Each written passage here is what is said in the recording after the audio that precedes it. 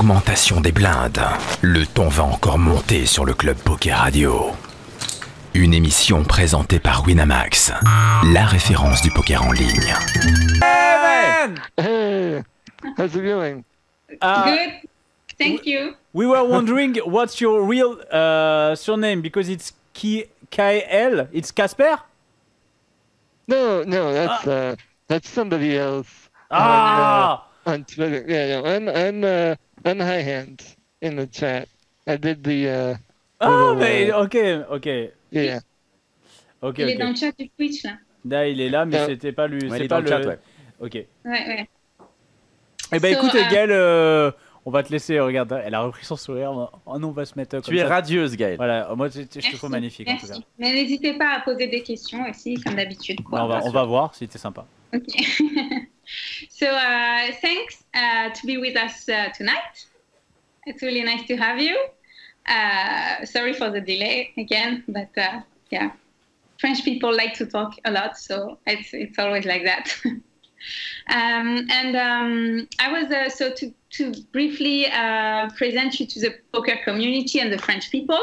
The poker world met you in 2017 when Daniel Negreanu organized the video contest, and you won with two other people. And you had the opportunity to live your dream, which was playing in the main event. You even cashed the main event. And you had a lot of attention from the media, and your Twitter went crazy. So it was a really amazing experience. You even drove there with your dad, like a super long drive, because you had to go to Vegas by car. So how crazy was that experience for you? It was one of those deals where you can't really appreciate it until kind of after the fact, because you're in the moment and it's really overwhelming. Obviously playing in the main event is a dream come true for basically anybody who takes poker even remotely seriously, and so being able to live that out was a really amazing opportunity. As you mentioned, I'm not able to fly because of everything that we have going on. And where I live in the United States, it is a full 3-day drive from where I live to Vegas. And it was one of those deals where, we literally, I don't know if you remember the old Bugs Bunny cartoon where it's like, I broke down in Albuquerque. We literally broke down in Albuquerque, New Mexico. On the way out there, we had to stop for a day, and it was kind of frantic because we were like, oh my God, are we going to make it in time for day one? Obviously everything worked out in the end, and we were able to get out there, and it was just, for anybody who's been there, anybody who's experienced it, whether you're a player or a media or a dealer or a floor person, a fan, whatever, it's like when you dove in to Amazon or Brasilia or one of the big rooms, and you just hear the chips.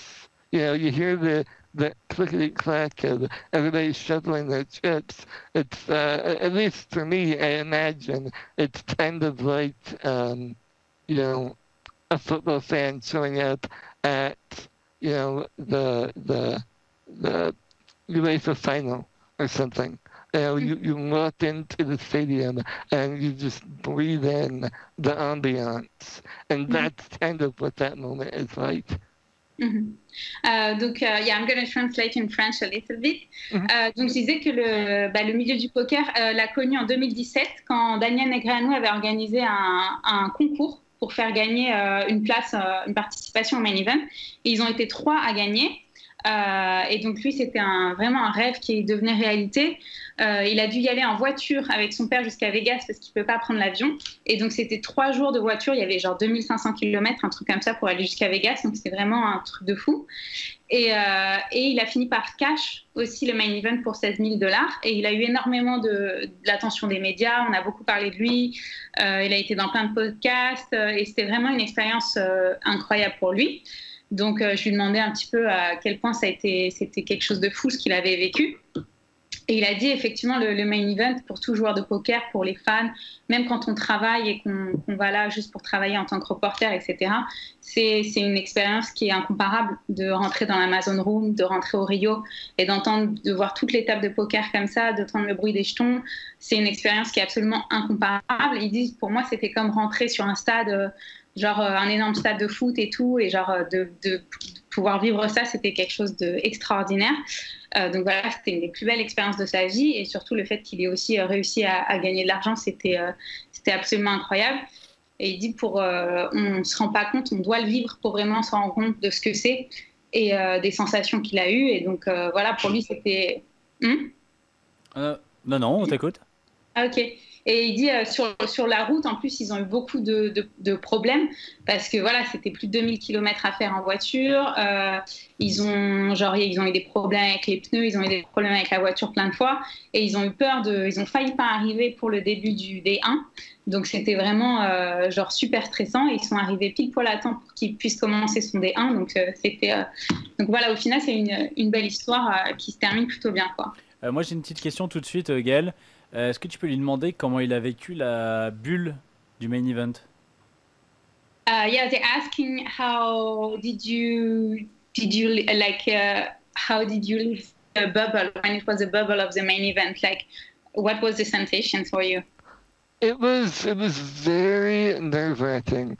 I'll be honest, I'd never played in a tournament of that, that size, that caliber. Obviously, I don't think very many people have. I was fortunate. I had plenty of chips to make, the money, but it was one of those situations where I was like, I am not going to bust this thing before the money. I actually had Alex Greenblatt 2 seats to my left, and he's a very, very good American player, and I thought, obviously, I was button on his big blind, and I folded I definitely folded way more than I should have, just trying to avoid variance. But, when you cash that moment when tournament director comes over and says the bubble has been burst, everybody goes nuts, and, there's shots and cheers and toasts, and it was really fun because the table that I was at was a very, it was a fun table, and we really had a good time enjoying that experience together. Non, il dit qu'il avait un stack quand même qui lui permettait d'être assez serein pendant la bulle, mais qu'il avait par exemple, lui, il était au bouton quand sur la big blind, c'était un très bon joueur. Et il a dit j'ai foldé bien plus que ce que j'aurais fait en temps habituel, quoi. J'ai foldé des mains que normalement j'aurais joué, mais juste je voulais pas me permettre de jouer un coup contre lui et d'éventuellement d'avoir un mauvais coup et de sauter à ce moment-là. Et il dit quand le moment où le directeur de tournoi annonce que la bulle a éclaté et que vous êtes dans l'argent, il dit c'est un truc voilà, effectivement c'est un truc qu'on n'a jamais vu, quoi. Tout le monde se lève, tout le monde se prend dans les bras, tout le monde est content, applaudit, etc. Il dit j'avais une table aussi avec des gens très cool à ma table et on était tous en train de se féliciter, on était super heureux les uns pour les autres, donc c'est un truc et il dit j'avais jamais joué un tournoi de cette ampleur, quoi. Donc pour moi c'était voilà, vraiment une expérience incroyable, quoi. And yeah, to really understand also the challenge that playing poker represents for you, can you briefly explain about your muscular atrophy and how the competition of poker is so important for you? Yeah, absolutely. So for those that don't know, I have something called spinal-muscular atrophy, and the best way to understand it is it's kind of like I'm paralyzed from the neck down, but I can feel everything. So if I have an itch, I need to have someone scratch it. But also, in poker terms, if I want to place a bet, then I have someone do that. And my dad is actually the guy that is always with me. He's actually right over my shoulder. Yeah. You can probably see him waving over my shoulder. But whenever I I'm playing live, he's always with me. My mom as well is a really big supporter, which I'm very grateful for. But basically, I've never played sports. I've never played, American, football, European. I love soccer. I'm American.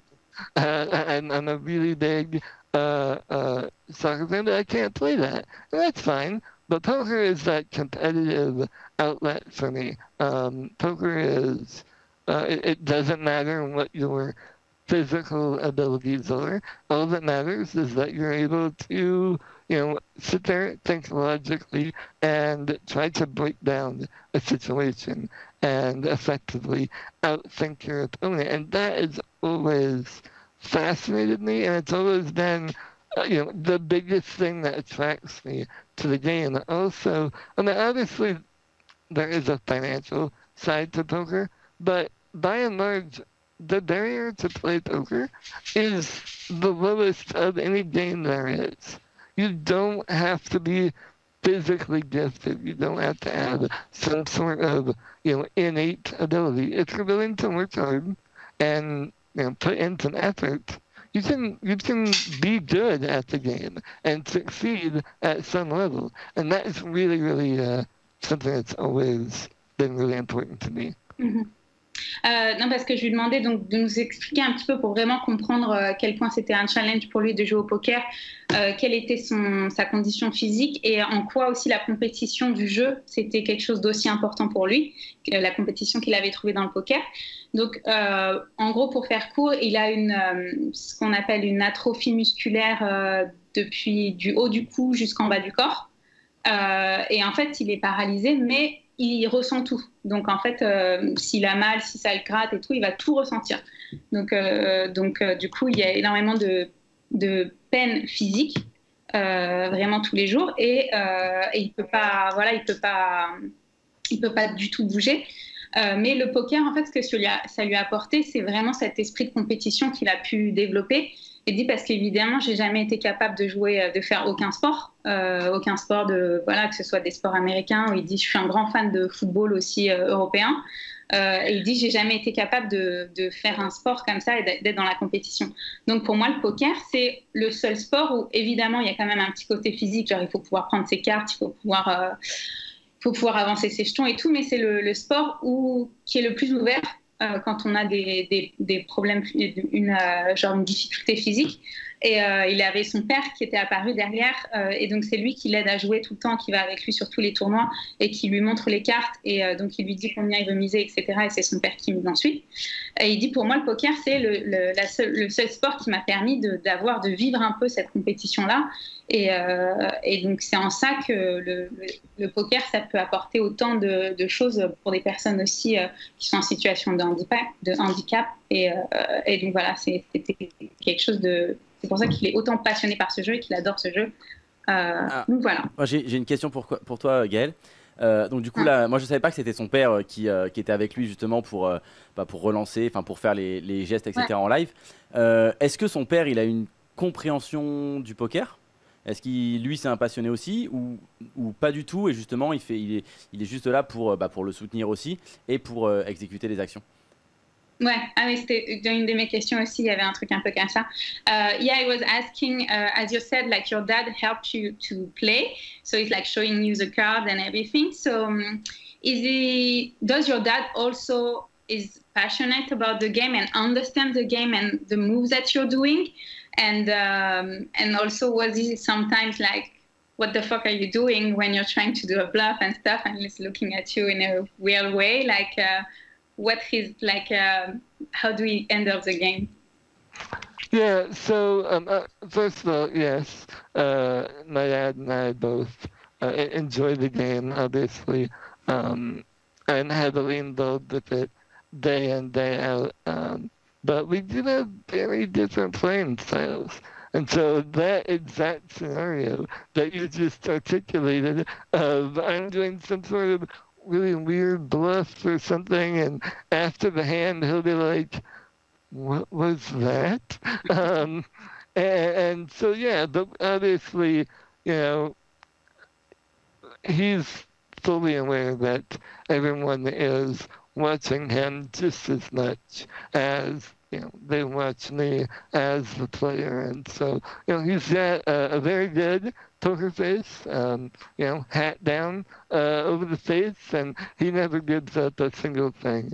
So anybody that's trying to get a read off of him is going to be reading a blank page, if you will. Non, il disait que son père, il adore le jeu aussi, mais qu'ils n'ont pas forcément la même façon de jouer, et que c'est vrai que des fois, ça lui est arrivé à son père, après qu'il ait fait un bluff ou un move un petit peu bizarre et tout, que son père le regarde en lui disant mais qu'est-ce qui t'a appris et tout, pourquoi tu fais des trucs comme ça? Mais que non, sinon en général, il a développé une très très bonne poker face aussi, et que tous les gens qui sont à table aussi disent ah oui, ton père il est très bon aussi, parce qu'on peut avoir aucun read sur ton père non plus, donc parce qu'il y a des gens qui devaient essayer aussi de voir un petit peu comme les deux regardent les cartes. Et que donc voilà, il est vraiment très très bon dans ce rôle-là, mais qui respecte vraiment sa façon de jouer, qui va pas lui discuter des coups et tout, des fois sur certains trucs où il comprend pas pourquoi il fait ça, mais que ils ont vraiment une très très bonne relation. Yeah. Je sais pas, j'avais entendu un truc. And in an interview, you were describing your experience in Vegas, saying if it doesn't give you chills, you need to play a different game. So you are really, really, truly passionate about the game. Besides the competition aspect that we already talked about, what gives you the most chills in that game? I think in that exact scenario, obviously we were talking about the ambiance of the main, and just, being around it. But the game in general, at least in my experience, is just such a microcosm of life. You've got these people that are battling against each other in order to try to, take each other's money. I mean, that's kind of, that's kind of a really good microcosm of trying to, figure other people out, figure out what's making them do this or that, or how can you exploit certain things that they're doing. But more importantly, being in poker, whether it's online or live, you get to interact with so many different people from so many different backgrounds and ways of life. Like, who would have thought 3 months ago I'd be talking to you, a French podcast? That's so bananas to me. That's just crazy. But poker does that, right? It connects people from all around the world in these really weird and exciting and amazing ways. And that's why I love the game. Obviously, the competition is part of it, but being able to be connected with a community that is, for the most part, a really amazing, kind, and generous community away from the table, but super cutthroat at the table. That's a really interesting thing to me, and something I really value. Non, parce que je lui demandais dans une interview, il avait dit, par exemple, quand il reparlait de son expérience à jouer à Las Vegas, il avait dit si c'est quelque chose qui ne vous donne pas des frissons, vous devriez jouer à un autre jeu. Donc je lui demandais qu'est-ce qui lui... De quoi ? Ah non, je croyais que tu avais dit un truc. Et donc je lui demandais qu'est-ce qui lui donnait le plus de frissons dans ce jeu, en dehors de l'aspect de la compétition dont on avait déjà parlé. Et il a dit l'aspect psychologique, d'essayer de deviner ce que les gens ont en tête, de quels vont être comment ils vont jouer, pourquoi est-ce qu'ils jouent comme ça, essayer de comprendre un petit peu ce qui se passe dans la tête des gens, c'est quelque chose qui est absolument fascinant. Et aussi en dehors de ça, c'est aussi surtout le côté que ça assemble, ça fait venir se rencontrer des gens de n'importe quel pays, avec n'importe quelle histoire, de n'importe quelle provenance. Et ça, c'est un des rares endroits où on peut voir autant... un espèce de microcosme de tout ce qui se passe, de tout ce qu'il y a dans le monde, et que ça, c'est quelque chose de vraiment absolument passionnant, et surtout le fait que les gens soient aussi gentils en dehors des tables, et puis aussi méchants à table, c'est un aspect qui est complètement fascinant, de voir un espèce de dissociation totale de la personnalité entre quand les gens jouent et une fois qu'ils sont en dehors du jeu, ils peuvent passer de la méchanceté à la gentillesse, etc., et que Il dit, moi, par exemple, j'aurais jamais cru un jour que j'allais me retrouver à faire comme ça un Skype avec une radio en France. Enfin, c'est un truc que j'aurais jamais pensé possible dans ma vie. Et c'est le poker qui permet ce genre de choses. Donc, c'est ça qu'il adore dans ce jeu, c'est ce côté comme ça social et puis mélange de un petit peu tout le monde. Alors, j'ai une question pour toi. Alors déjà, on est très content de le recevoir. Donc nous aussi, ça nous fait kiffer de l'avoir sur la radio française. J'ai une question par rapport, parce qu'on vit une année quand même très spéciale. On a vécu le confinement. Là, depuis tout à l'heure, on parle beaucoup de live, mais on n'a pas parlé du online. Comment ça s'est passé, lui alors, je ne sais pas si actuellement c'est encore en confinement ou pas, mais comment ça s'est passé cette période? Est-ce que du coup, il joue aussi beaucoup online? C'est quoi son rapport justement avec le jeu, mais sur le net? Et je veux bien que tu lui demandes aussi dans quelle ville il est là, enfin dans quel état, dans quelle ville. Yeah, they want to know where are you exactly? In which city are you? So I live in Illinois, but not Chicago. So I live basically in the middle of nowhere in southern Illinois. Basically, nobody would have ever heard of it. We hear about Illinois. It's like Montluçon, you know? We hear Illinois, we think about Chicago, so we can Exactly. Near Chicago, okay. Exactly. Near Chicago. And yeah, they were also asking that they were also saying that we're really happy to have you on the show. Like, it's really great to meet you. And also, like, we had a very weird year. 2020 is a like, super weird year with like the quarantine and everything, and like all the live events that have been cancelled. So for you, how did you live that? How did you go through that? Like, what's your situation with online poker? Yeah, so obviously I'm American, so I don't have access to most of the world sites. We do have a certain number of unregulated sites. You guys probably know America's Cardroom, things like that, which I do play on. But honestly, quarantine. So I, for obvious reasons, have been self-quarantining since the beginning. I did not want to get this. It would be very, very bad. So I actually haven't been anywhere since February 5th. But in that time, I've been able to dedicate so much of my time to my app that I've co-founded with my developer friend, as well as the training site that I help manage with Poker Pro Ryan LaPlante. And so, between his site, Learn Pro Poker, and then my training app, Range Trainer Pro, basically that's 30 hours in a 24-hour day. So it's one of those deals where, it sucks that things are the way they are. And obviously, I can't wait for things to get back to normal, but at the same time trying to use this time and turn it into a positive and hopefully make a positive difference in the poker community. Non, il dit bien sûr pour des raisons évidentes. Lui, il est toujours resté confiné parce qu'il est très fragile, donc il n'a pas bougé de chez lui depuis le mois de février. Il dit mais j'ai quand même voulu profiter de ce temps-là, de le mettre à profit pour essayer de créer de nouvelles choses pour la communauté du poker, parce que son objectif c'est de vraiment créer des choses pour la communauté du poker, parce que c'est une communauté qu'il adore. Et donc il a beaucoup travaillé à la création avec Ryan LaPlante, qui est un joueur américain hyper connu. Donc c'est un site, ça s'appelle Learn Pro Poker. Donc il a beaucoup aidé à la création de ce site-là qui est en cours, qui est en train de se faire. Et il a aussi développé sa propre app pour apprendre, mémoriser ses ranges de poker. Donc c'est Range Trainer Pro. Et donc il dit pour moi, parce qu'il adore ça, faire de la programmation, et il adore l'informatique, et il est super doué là-dedans. Et donc il a voulu, à la fois il joue beaucoup sur Internet, parce qu'aux États-Unis ils ont pas mal de sites auxquels ils ont accès, et il y a des sites aussi américains qui marchent très bien, qui sont régulés qu'aux États-Unis, comme American Card Room, etc. Mais donc voilà, son objectif c'était de travailler énormément. Il fait des très très grosses semaines de travail à la création de ces sites-là et de cette application, et à monter quelque chose pour la communauté du poker.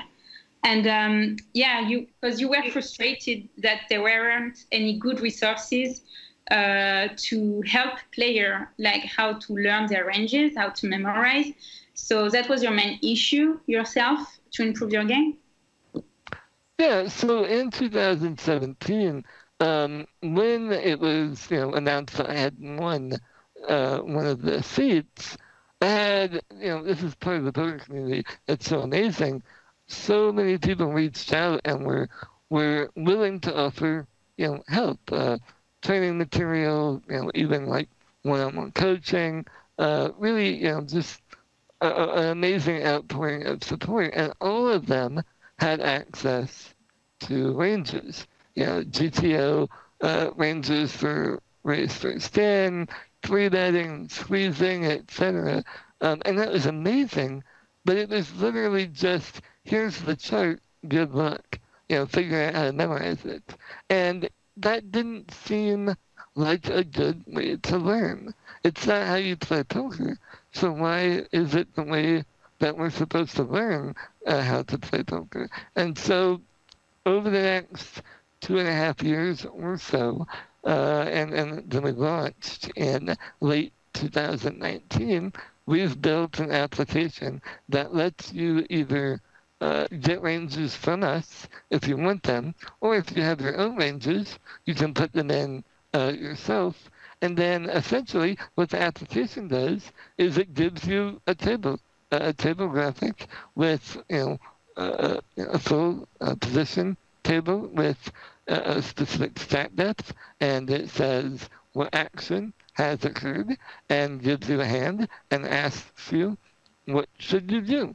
What hand, what do you do with king 7 suited when it folds to you in the cutoff with 40 big blinds, and you tell it, all right, do I raise or fold or whatever.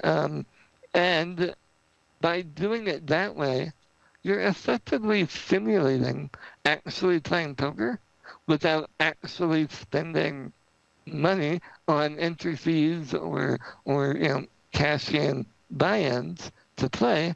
And at the end of the day, practice is the only way that you can improve.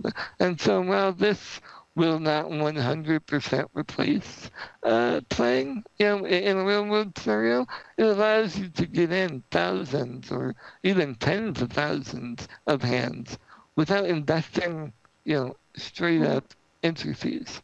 Non, parce que je lui demandais, lui, quand il avait déclaré qu'il avait voulu créer son application. Attends, je retrouve ma question pour vous la dire. Parce que, en fait, il avait dit qu'il n'y avait pas de bonnes ressources quand lui, il a vraiment commencé à apprendre pour améliorer son jeu. Il n'y avait pas de vraies bonnes ressources qui étaient spécifiquement dédiées au fait d'apprendre et de mémoriser ses ranges de poker. Donc, j'ai demandé si c'était lui, c'était une des principaux problèmes qu'il avait rencontrés pour améliorer son jeu.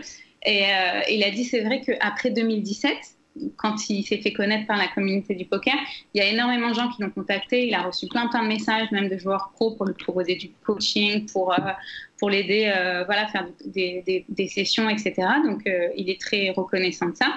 Mais il a dit le problème, c'est qu'il n'y avait rien. Il y a des ranges qui disent des tableaux, etc. Mais c'est assez mal organisé. Et c'est difficile. On ne joue pas de cette façon-là, en regardant un tableau, etc. Donc, du coup, c'était pour lui il voulait quelque chose qui organise mieux ça et qui aide mieux à comprendre, par exemple, quoi faire quand on a 10 et 7 suités au cut-off et que ça fold. Est-ce qu'on raise? Qu'est-ce qu'on fait, quoi? Et donc, il a voulu créer cette application qui a enregistré comme ça tous ces tableaux de range, mais qui marche sous forme de quiz, en fait. C'est-à-dire, ça fait comme une simulation de jeu, parce qu'il dit, au final, le meilleur apprentissage du poker, ça reste jouer énormément de mains, il n'y a pas de secret. Mais avec une application comme celle-là, qui sous forme de quiz, et qui vous donne la réponse après, vous rentrez la main, etc. Il y a plein de ranges qui sont déjà enregistrés. Et vous pouvez aussi rajouter les vôtres. Si vous avez des tableaux aussi à vous, vous pouvez les rajouter sur l'application, c'est possible. Et dit, ça permet de compenser un petit peu, de ne pas avoir à dépenser beaucoup d'argent, par exemple, sur des sessions de cash game qui permettent de se former et de mieux apprendre comment jouer. Et donc, avec une application comme celle-là, ça permet de économiser beaucoup d'heures de jeu d'apprentissage, quoi. Et puis ça permet C'est aussi. super. Non, mais je suis assez d'accord. Et alors, c'est un truc que moi je fais pas mal.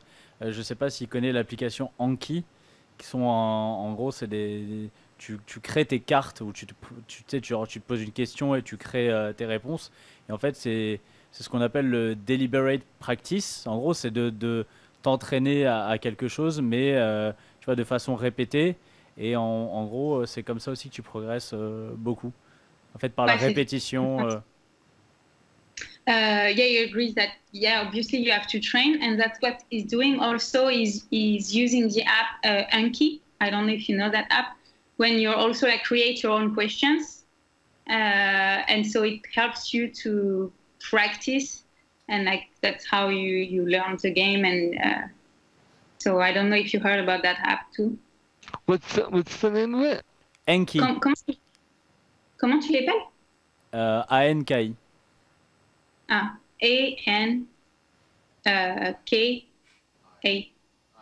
I have not, but I will Google it immediately. I definitely want to see, everything that's out there, because at the end of the day, what I care about is helping people experience poker. That's what I care about.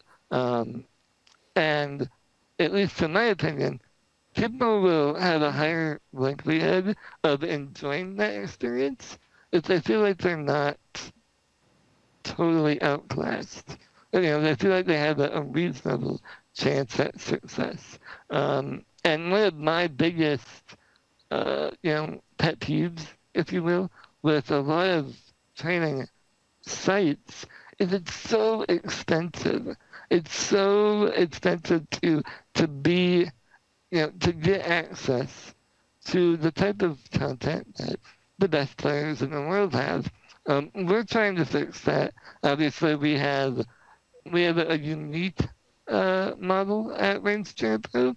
Basically, instead of asking people to buy ranges outright, which you can do that with us if you have the money to do that all at once. And yeah, it's cheaper in the long term. I will grant that. But most people don't have $1,000 or more to buy ranges, and that's what ranges normally cost. From somebody that is making them available. So what we've done is we've actually built a subscription model where you can pay $40 a month. Obviously, you can get that down cheaper if you do it for a full year. And that subscription gets you access to every single range that we sell. So effectively, you're getting $1,200 worth of ranges for just that monthly subscription. Now, obviously, we do some things in order to protect those ranges, so that way you can't just sign up for 1 month, copy it, and then cancel. But at the end of the day, we hope at least that it's going to make getting better at poker much more accessible, and it's going to lower the barrier to entry for all sorts of these new recreational players that are coming back into the environment because of COVID. They're getting reintroduced to poker again, especially online. And I want to make that hopefully a positive experience, as opposed to them feeling like they're just flushing money down the toilet. Non, parce qu'il disait, lui, il veut vraiment créer un outil qui soit utile à la communauté du poker, mais qui est plus destiné au poker, aux joueurs récréatifs, par exemple, qui reviennent dans le jeu, ou aux joueurs qui n'ont pas les moyens, parce qu'il dit, mon plus grand problème avec tous les sites de training de poker qui existaient, c'est que c'est extrêmement cher. Ça coûte vraiment beaucoup d'argent d'avoir accès à des trainings de la part des top pros mondiaux et d'avoir accès au même training qu'eux. Ça coûte très cher et au final, c'est vraiment pas accessible à tout le monde. Donc, lui, ce qu'il voulait faire, c'était quelque chose qui puisse amener le poker, cette expérience de poker à beaucoup plus de gens, sans qu'ils aient à devoir faire des sessions et des sessions en ligne à perdre de l'argent. Il dit parce qu'il n'y a rien de pire au poker que d'avoir cette sensation quand on commence à jouer, d'être totalement dépassé par le jeu à la table à laquelle on est et d'avoir un niveau vraiment inférieur et d'apprendre comme ça, c'est hyper difficile mentalement. Et donc, il voulait qu'il y ait un outil qui soit plus adapté à la portée de ces joueurs-là. Et donc, par exemple, ça démarre ils ont fait une subscription mensuelle, j'arrive pas à le dire, un abonnement mensuel. Donc, c'est $40 par mois et ça donne accès à toutes les ranges qu'ils ont enregistrées sur le site, donc à la totalité des ranges. Il dit, bon, évidemment, pour ce prix-là, il dit, on a fait en sorte qu'on ne puisse pas se contenter de prendre l'abonnement juste un mois et de tout copier-coller et ensuite d'avoir les trucs chez soi, quoi. Et il dit, c'est quand même beaucoup plus abordable, c'est vraiment faisable que devoir à payer tout de suite 1 000, 2 000 euros comme ça d'office pour avoir accès à un coaching et à des vidéos de très grande qualité, quoi. Donc, il dit l'objectif, c'était ça, de baisser le niveau, de faire quelque chose qui soit plus normal, dans des termes de prix normaux, à la portée de tout le monde. Et il dit surtout aujourd'hui qu'il y a beaucoup de joueurs de poker qui reviennent jouer, surtout en ligne, avec le Covid et après tout ce qui s'est passé. Il y a beaucoup de joueurs qui reviennent jouer en ligne et de nouveaux joueurs qui arrivent. Et ces joueurs-là, ils sont pas prêts à mettre des sommes folles pour avoir accès à des trainings. Donc, c'était une solution qui rendait quand même le poker plus à la portée de tous, quoi. Alors, j'ai 2 questions. Alors, il y en a une pour toi. Est-ce que tu peux nous redonner le nom de son site, s'il te plaît? C'est rangetrainerpro.com.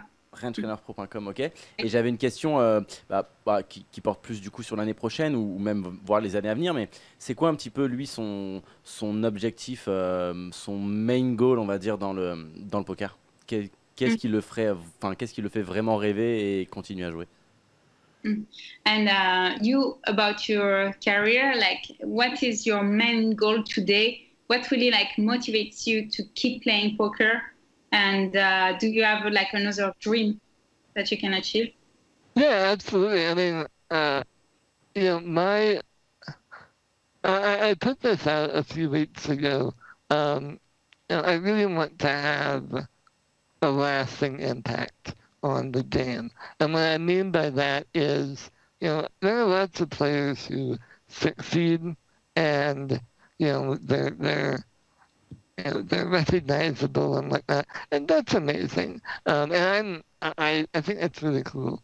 But what I personally am trying to work, toward in the long term is changing the way, fundamentally, the way that people access information in poker. We've gone through a renaissance recently where access to training and high-level content is very readily available, but it still isn't accessible. And there's a big difference between availability and accessibility, at least in my opinion. Just because something is available doesn't mean that the average person can afford it, understand it, use it. I want to change that. And that is what that's what I do, or try to do with Range Trainer Pro. That's what we do at Learn Pro Poker. Everything is designed, at least from my perspective, to make accessibility to high-level content, to make that accessible for as many people as possible. Having said all that, do I want to win the main event? Shit, yeah. Duh. I mean, hello. But at the end of the day, I'm confident that I can continue to improve as a player and continue to have those achievements. But where, I want to separate myself is when I'm done playing, or when I'm playing more as a recreational player, I can say I'm continuing to have an impact in the game by making access available to people. Non, parce qu'il disait, il a commencé par dire qu'il y a des tas d'excellents joueurs, de très très grands pros de poker qui sont totalement invisibles et dont on n'entend jamais parler, et il trouve ça très bien aussi et il respecte totalement ça. Mais lui, son objectif vraiment, ce qui lui tient vraiment à cœur, c'est de rendre le poker accessible et l'apprentissage accessible. Il dit parce que y a du contenu poker, il y a énormément de contenu poker qui est disponible. Il dit ça, c'est un fait. Il dit mais il y a une grande différence pour moi entre la disponibilité et l'accessibilité. Et il dit on peut avoir tout le contenu poker qu'on veut aujourd'hui, ça ne rend pas pour autant accessible. Et il dit ça, c'est un vrai problème pour lui. Donc, ce qu'il a trouvé de sa part de point de vue de joueur récréatif qui arrivait dans ce milieu-là, c'est que oui, le contenu existe, mais on peut pas, ça coûte trop cher, quoi. Je veux dire, c'est pas vraiment pas à la portée de tout le monde. Et il veut vraiment avoir un impact là-dessus, de changer profondément ce côté-là du poker et de le rendre réellement aujourd'hui accessible. Et donc, c'est quelque chose c'est une transformation vraiment profonde qu'il aimerait bien faire de la société du poker. Et donc, c'est ce qu'il essaye de faire au travers de son application et au travers de ce qu'il fait avec le travail avec Ryan Laplante.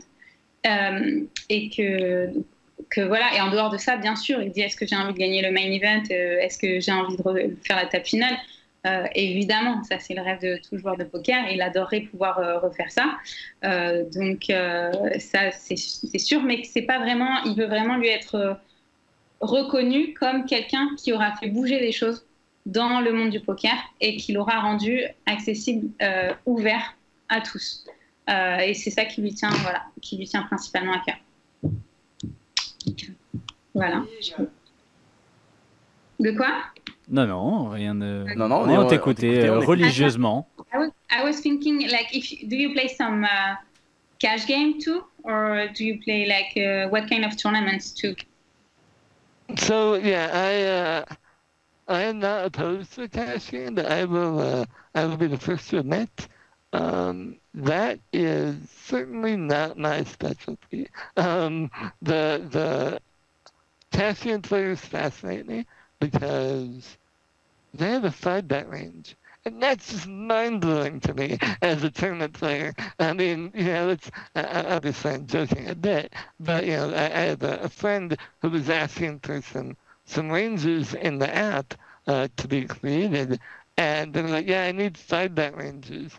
And I'm like, aren't you just all in at that point? And they're like, not necessarily.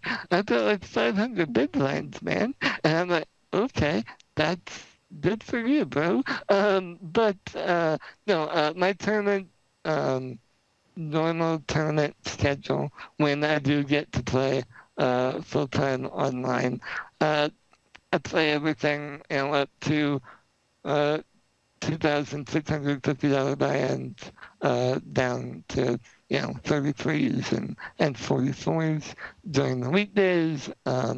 So obviously I'm not like a high stakes guy. Like those high stakes ones I sell basically almost all of it to. And I am part of a backing stable, Team 651.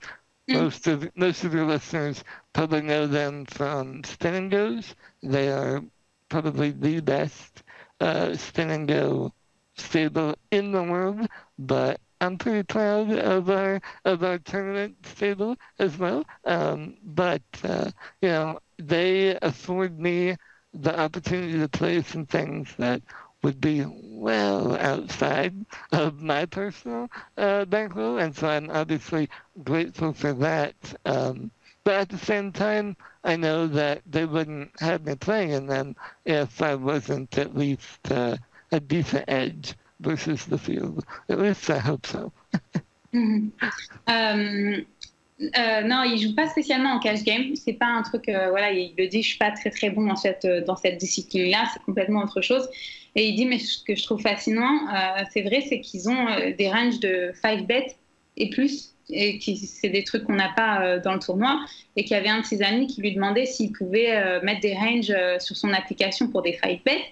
Et il a dit, mais à quel moment tu te retrouves en 5-bet et tu ne sois pas all-in, quoi. Et donc son ami lui disait non, t'es pas forcément et tout. Et donc c'est un joueur de cash game et lui il trouvait ça fascinant qu'il puisse avoir comme ça des ranges de raise, re-raise et tout ça qui aussi élevés. Mais que non, c'est pas vraiment sa discipline. Lui, il joue beaucoup de tournois. Toute la semaine, il joue des tournois qui vont de $2 000 jusqu'aux $33, les dailies et tout, etc. Et il dit, mais j'ai eu aussi énormément de chance de pouvoir faire partie d'une team. Donc, il est dans une, comment on dit, genre dans une écurie de joueurs, quoi. Donc, il se fait stacker. C'est la team 651. Qui est très connue apparemment aux États-Unis et tout. Ils ont beaucoup de bons résultats. Et donc, il est très, très heureux d'avoir eu l'opportunité de faire partie de cette team parce que ça lui permet de jouer à des buy-in qui ne sont pas dans sa bankroll, qui n'auraient pas été dans sa bankroll sinon. Et il dit, mais j'aime aussi à penser qu'ils ne font pas que ça... qui font ça aussi parce qu'ils estiment réellement que j'ai un edge pour m'en sortir sur ces buy-in comme ça et pas que parce que voilà, on est amis et qu'on s'aime bien et tout. Donc voilà quoi. Je sais pas s'il y avait des trucs que vous vouliez rajouter aussi.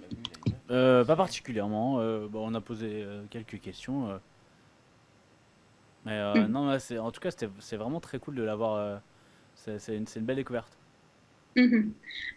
No, yes, they're saying that it's really like interesting to have you, and it's really great to meet you because there is a lot of interesting things to say about like the poker world and the poker community. So it was really great to talk with you. J'ai une petite question parce que bon, on a parlé au tout début de l'interview qu'il avait gagné via le concours de Negreanu sa place au main. Est-ce qu'il est toujours en contact avec Daniel? Avec Danny. On dit Danny, nous, hein, c'est la famille. Hein. Est-ce qu'il est toujours en contact avec lui depuis? Yeah, they were wondering if you're still in contact with Daniel Negreanu.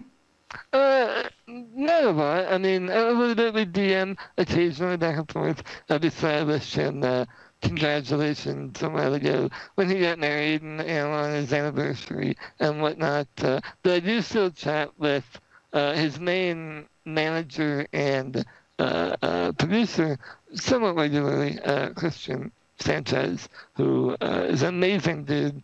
I think he is 2 Aces Golf on Twitter, I believe, something like that. But yeah, and I'm not gonna sit here and be like, oh yeah, me and Daniel are best friends. I wish I would say that, but who knows? Once I get back out to Vegas, when we get the vehicle situation sorted out, who knows? Maybe he and I will go have a vegan dinner sometime. He can show me the best vegan restaurant in town. Mm-hmm. Non, il a dit qu'ils sont pas amis. Ils continuent à s'envoyer des messages. Par exemple, quand il s'est marié, il lui a envoyé des messages pour les anniversaires, des trucs comme ça ou des événements importants. Mais il dit sinon non, on discute pas plus que ça. Il est resté en très très bon contact avec son manager. Et donc ça par contre oui, ils se parlent souvent, mais sinon il dit il y a plein de médias qui avaient dit ça y est, c'est le meilleur ami de Daniel Negreanu et tout. Il a dit mais j'aurais aimé que ce soit vrai, mais non, c'est pas du tout le cas.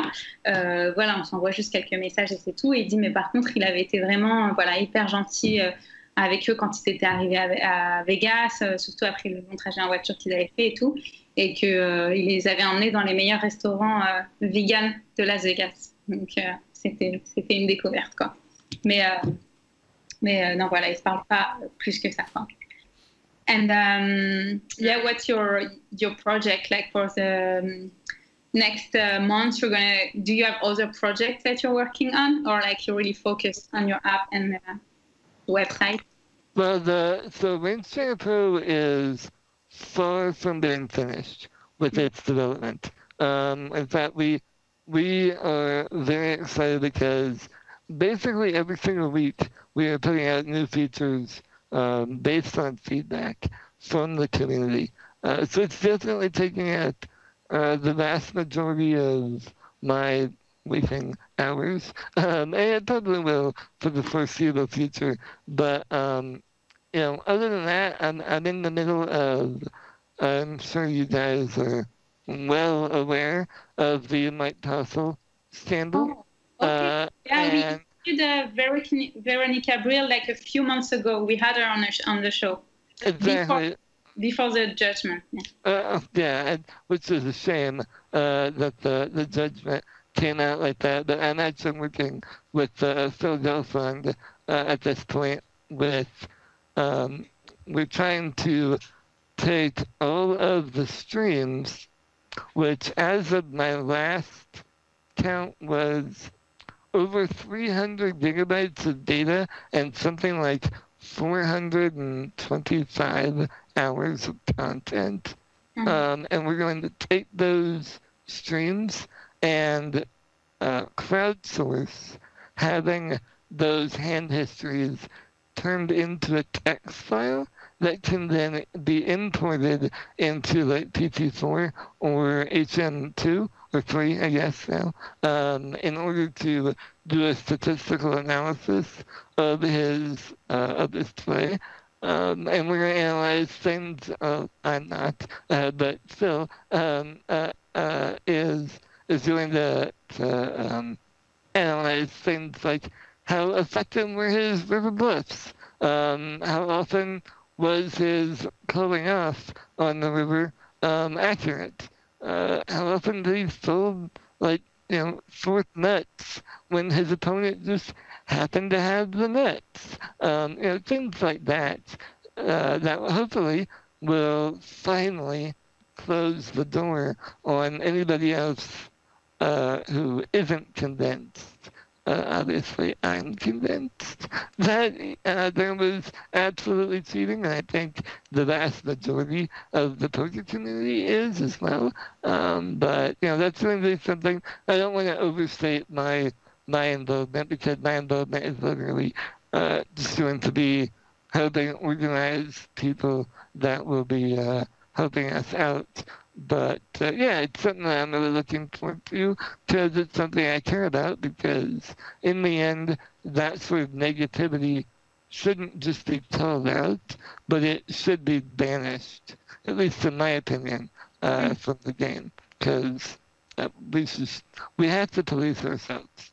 Nobody else is going to do it for us. Non, parce que je lui demande s'il avait d'autres projets aussi. Il travaille déjà beaucoup sur ses sites, mais s'il avait d'autres projets à côté. Et donc, il a dit oui, que évidemment, ça lui prend beaucoup de temps de travailler sur Range Pro et son autre site, mais qui travaillait aussi sur l'affaire de Véronique Abril avec de Mike Puzzle. Donc, on en avait parlé d'ailleurs, parce qu'on l'avait eu sur le show il y a quelques mois. Et il n'y a pas longtemps, il y a le jugement qui a été rendu, qui l'a en gros innocenté.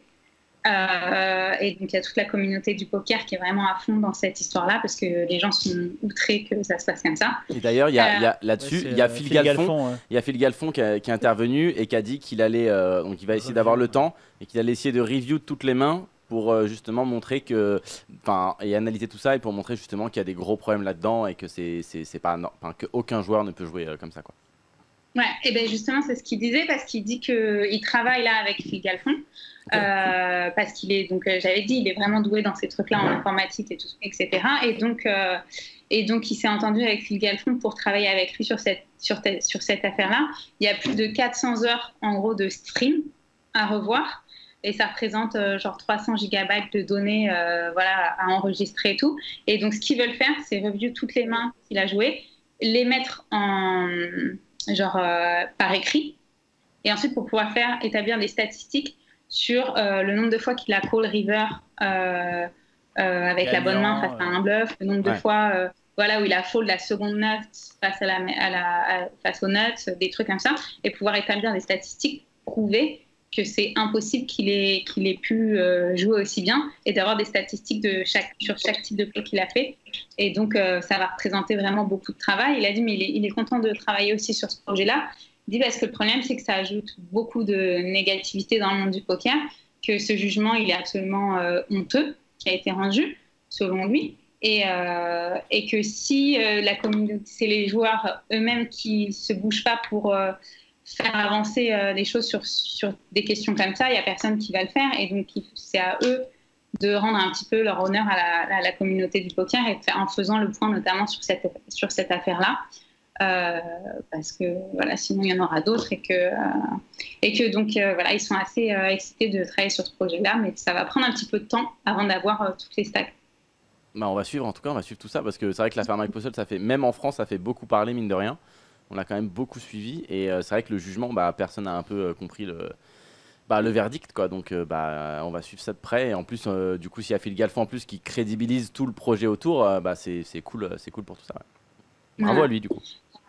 Yeah. They were saying that even in France, they're following a lot that Phil Galfond, like, that Mike Posel affair and that all that thing, and that it's really, they were also like quite shocked by what happened, and that the situation is like that today. So they're really following that topic, and with Phil Galfond getting on the subject and like working hard to prove like everything too. It's really interesting. So even in France, people talk a lot about that. So we're following closely.